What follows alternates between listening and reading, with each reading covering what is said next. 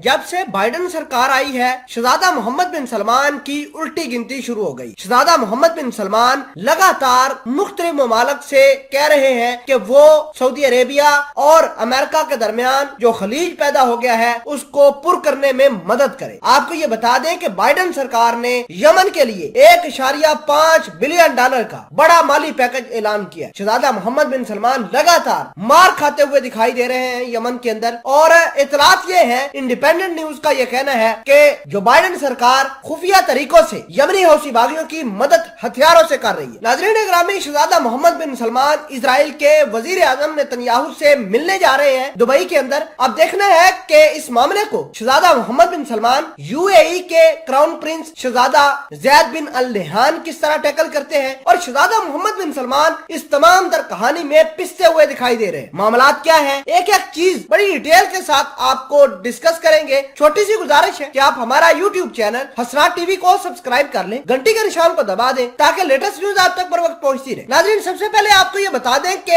America के सदर Biden ने यमनी हौसी बागियों को माली इमदाद फराहम की है और $1.5 बिलियन का एक बहुत खतीर पैकेज अनाउंस कर दिया। शहजादा मोहम्मद बिन सलमान इस पैकेज से काफी नाराज है। शहजादा मोहम्मद बिन सलमान कहते हैं कि बाइडन सरकार ने ये इतनी बड़ी खतीर रकम जो यमन के लिए मुख्तस की है, वो यमनी हौसी बागी उनका इस्तेमाल करते हुए सऊदी अरेबिया को मुकम्मल तौर पर क्रश कर देंगे। नाज़रीन ग्रामी, आपको ये बता दें कि ट्रंप ने ये माली पैकेज जो है वो सस्पेंड किया था यमन का, लेकिन बाइडन सरकार ने उसको रिवर्स कर दिया है। बड़ी अहम बात यह है कि जो स्पेशल अनुमाय है यमन के अंदर अमेरिका का, उसने ऐलान किया है कि हम डिप्लोमेसी के जरिए सऊदी अरेबिया और यमन की जंग को खत्म करना चाहते हैं। अगर तो शहजादा मोहम्मद बिन सलमान इस बात पर आ जाते हैं कि वो टेबल टॉक के जरिए अपनी फौज को पुल आउट करते हैं, फिर तो बात बनती है। अगर अमेरिका के कहने पर सऊदी अरेबिया अपनी फौज वापस नहीं बुलाता यमन से, तो सऊदी अरेबिया को काफी बड़ा धचका लग सकता है। इतलात ये है कि जुमेरात वाले दिन सऊदी अरेबिया के शहजादा मोहम्मद बिन सलमान, मोसाद के आला हुकाम, इजराइल के नेतन्याहू और दुबई के क्राउन प्रिंस ये दुबई के अंदर मिल रहे हैं और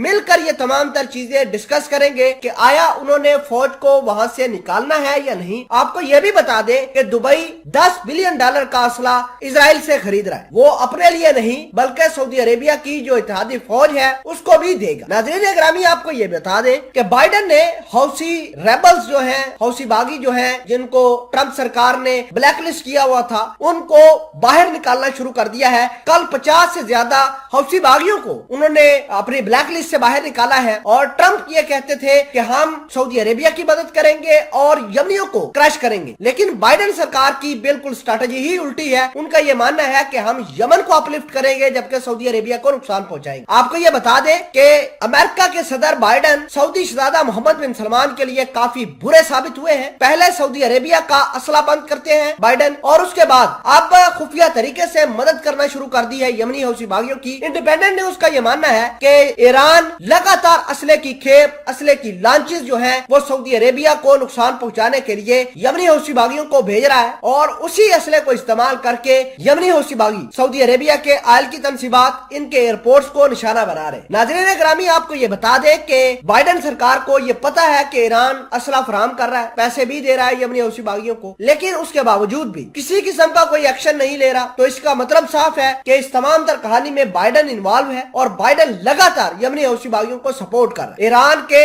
इस काम को कवर अप कर रहा है, जिससे सऊदी अरेबिया को बड़ा नुकसान है। इसी वजह से शहजादा मोहम्मद बिन सलमान इजराइल के वजीर आजम नेतन्याहू से मिलने के लिए जुमेरात को दुबई के अंदर खुफिया मुलाकात करेंगे।